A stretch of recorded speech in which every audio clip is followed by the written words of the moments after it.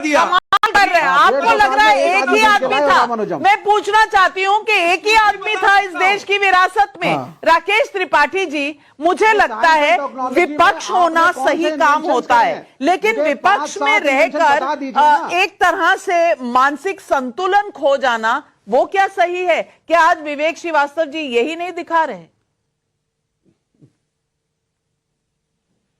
विवेक श्रीवास्तव की बात तो निश्चित तौर पर खौलाने वाली है।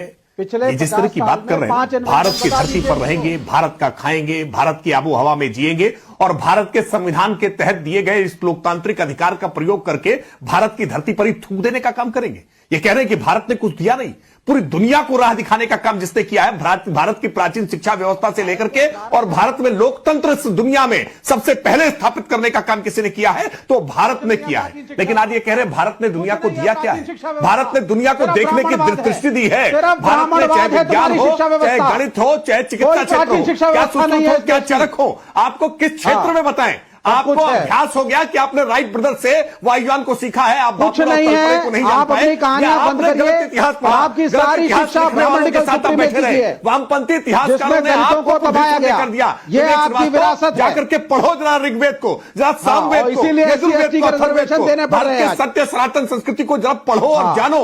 जानते नहीं हो, पढ़ते नहीं हो और मूर्खता का प्रदर्शन आकर के आपकी वर्ण व्यवस्था की विरासत को नहीं मानता। देश के जानते हैं। आज सारे दर्शक समझ गए हैं कि आपके लिए नॉर्थ कोरिया ही आपका एग्जाम्पल है। मैं सारे दर्शक समझ गए हैं। मैं सिर्फ लाइटर नोट पे कह दूं, आजकल फ्लाइट टिकट्स पर डिस्काउंट चल रहा है। अगर आप टिकट खरीदना चाहें तो संपर्क कर लीजिए, कहीं पर कोई ना कोई दिलवा देगा। हर्षवर्धन त्रिपाठी।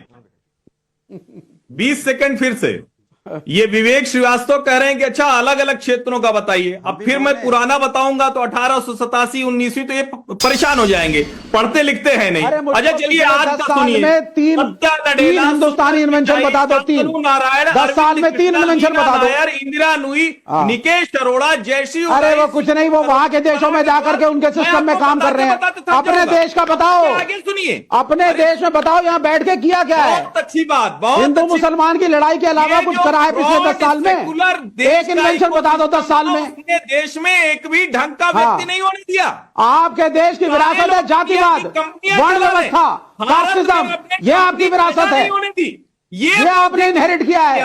ये यहाँ पे पढ़ाया गया था। ये अच्छा, ये यहाँ पर पढ़ाया गया था। तो तहसीन पूनावाला, आपसे भी सवाल पूछूंगी। अगर विवेक श्रीवास्तव जी कह रहे हैं कि इस देश में सिर्फ यही पढ़ाया गया था, तो 1947 से लेकर 2014 तक यही पढ़ाया गया था यहाँ पर, इसलिए भारत पीछे है और विवेक श्रीवास्तव का सर जो है क्षण से झुका चला जा रहा है। मैं ये किस तरह की बात कह रहे हैं? आपको लगता है एक भी गौरवशाली चीज नहीं हुई है भारत के लोगों से, भारतीय लोगों से? ये किस तरह की है? क्या आप लोग पार्टनर रहेंगे इंडिया अलायंस में तो इस बात पर भी मुंह पर जिप कर कर बैठे रहेंगे?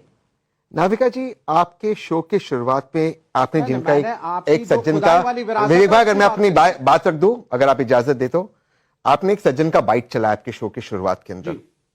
वो सज्जन ने माननीय सुप्रीम कोर्ट, हर्षवर्धन जी सुप्रीम कोर्ट की बहुत इज्जत करते, सुप्रीम कोर्ट ने उस सज्जन को पुल अप किया, उसको सुप्रीम कोर्ट के सामने माफी मांगनी पड़ी।